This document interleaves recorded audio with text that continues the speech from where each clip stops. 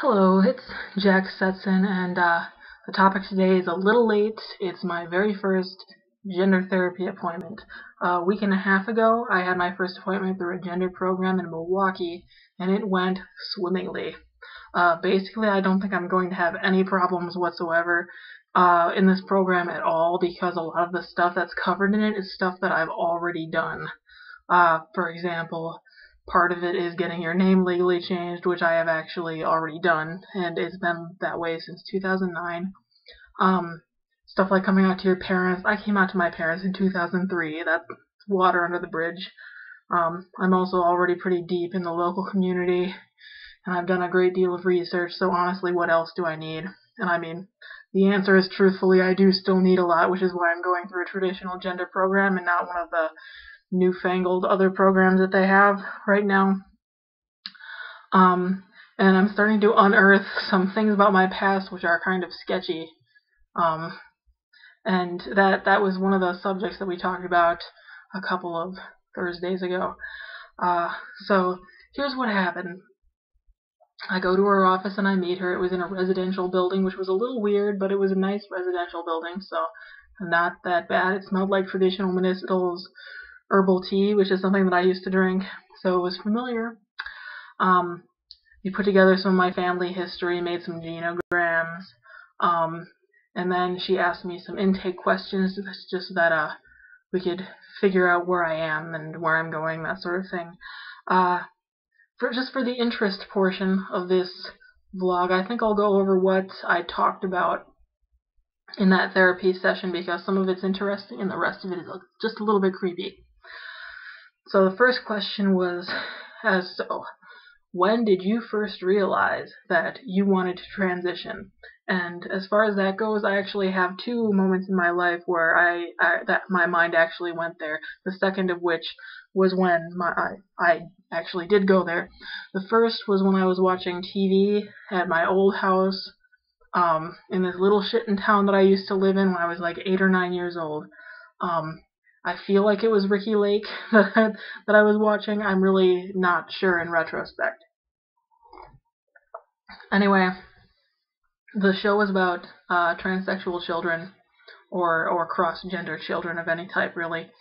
And they had this little FTM boy on there whose parents weren't taking it very well, but he seemed to know what he was talking about, and they didn't seem to like the fact that he knew what he was talking about. But at the climax of this episode, this guy in the audience stands up and reveals that he himself is FTM and has been on hormones for such and such amount of time. And I remember thinking, wow, that's possible. And I mean, he was gorgeous, although that really didn't have much to do with it. The thing was, though, that since I was already kind of a masculine little girl when I was a little girl, that sort of thing appealed to me right away. Once I noticed it, I'm like, wow, that must be where all of these feelings are coming from. And it planted a seed in my head that I sort of revisited for the rest of my adolescence, although I didn't actually take any methods or I didn't actually do anything about it. Time number two was I was a freshman in college part one. I'm actually in college for the second time right now, so I refer to this as college part one. I was living in a dorm, and I was in a figure drawing class, and so I was drawing self-portraits of myself in the lobby one day because I'd locked my keys away or left them at home or something. I was waiting for my roommate to come let me in. I'm in the lobby drawing self-portraits, and I'm realizing that these self-portraits don't look like how I see myself. And they're pretty good self-portraits. I'm a relatively good artist.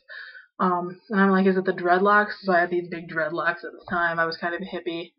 I'm like, no, that isn't it. So I look and I realize that the reason that these pictures bother me so much is that I'm so feminine in them, and so I started masculinizing them and flattening the chests and putting facial hair on them, and I realized that actually did feel like me. So I revisited that old talk show episode, and I thought, I'm aware that this is possible, and now I'm thinking that this is definitely me. So I went on the internet and I wasn't aware of what the terminology was, but I figured it out after a couple of Google searches, and I decided that yes, I was going to transition. Shortly after that, I came out to my parents and everything, and it's been a roller coaster since then. But I'm pretty set on it. So that was that part of the story. The next question that she asked is the one that's a little creepy. And she asked me, "How did you react to puberty?"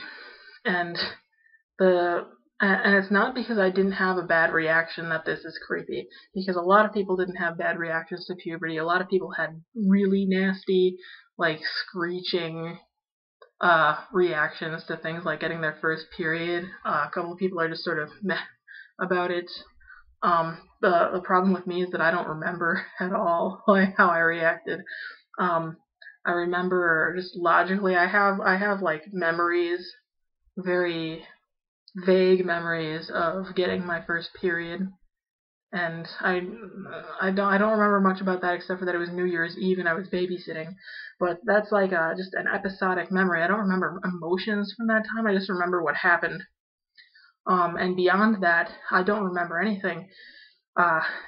She asked me about things like developing breasts, and I realized that I have two entirely different sets of memories from that time in my life. I have this set of memories in which I have boobs, and then I have this set of memories in which I don't have boobs, and the entire transitional period between those is entirely gone. I don't remember it at all. She suggested that maybe I'm repressing those memories. I don't know if I agree with that, because I don't feel like I'm repressing any memories. I just feel like it was a non-issue. But on the other hand, if I'm not repressing them or anything like that, why don't I remember? And that's something that sort of bothers me, and I'm hoping that I'll be able to work through that. I hope I don't remember anything particularly traumatic, but I don't think that that's going to happen. I just like to understand where my history all went. But anyway, that was pretty much the interesting part of that therapy session. There was some stuff that's more personal that maybe I shouldn't talk about on the internet. And then there's some logistical crap that you don't need to know. And so that's basically my therapy session, my first therapy session in a nutshell. My next session is this Wednesday. So expect a vlog about that, as well as some special topics that I'm planning on doing. I decided that in lieu of doing an introductory vlog, I would just do some special topics about stuff that will come up. So until then, I'm Jack. Happy trails.